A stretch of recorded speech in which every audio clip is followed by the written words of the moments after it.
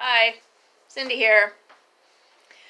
So back in 2014 when I lived in Colorado, my friend and I decided that we were going to climb a 14er. He had climbed a 14er.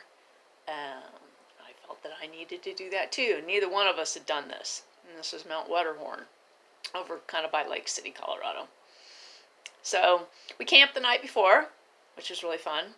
I highly recommend giving yourself a while to acclimate to it. If you're like from Kansas and you're going back to Colorado, yeah, just don't go and do it the same day. It's a bad idea.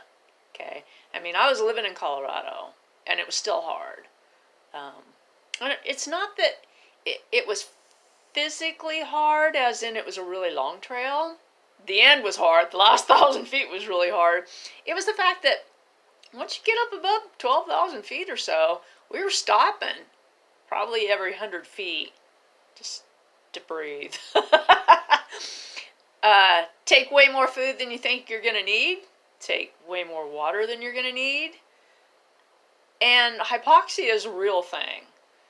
So when that lack of oxygen kicks in, it becomes very difficult to make decisions. When we got to a certain point, I don't know how high it was. I'm guessing it was right around 13,000. There was a group of 20-something-year-olds in front of us, and they had turned around. And we were looking at what we were going to have to do for this last, 1,000 feet. We were having such a hard time making this decision about whether to go. And, it would sleep for a minute, and then it'd be sunny, and then the clouds would come in, and God, we probably spent 15 minutes trying to decide whether we were going to do the last 1,000 feet. And I thought, screw it, I'm going to go. I'm just going to go. And it's not a trail. That last 1,000 feet is not a trail. And as steep as the pictures look, yeah, it was that steep. And there was one part where I was like sliding down. I mean, it's controlled. And on the left-hand side, there's a drop-off of a few thousand feet. It goes into the air. And then you start climbing these staircases of rocks. We got to the top. I told my friend, I go, take your video, do what you got to do, because if I stay up here for very long, I'm going to freeze up about having to come down that last 1,000 feet, and I don't want to have to pay for a helicopter to come pick me up. And I didn't post it, but he took a video when we were up there, and you can tell it is just oxygen deprivation, because I was like giddy, and you go back down, it's like everything's okay. But it was an experience, and it was a beautiful experience.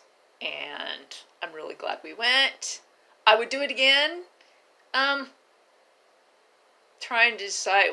I started with a category 3. I'm not completely sure that starting with a category 3 is a good idea. It turned out okay. It did turn out okay. But yeah, don't think that it's just going to be a simple, nice little well-marked trail. It's a lot of fun. I highly recommend doing it. Like, if you're going through your midlife crisis, you should do it before you die anyway. Okay, bye-bye.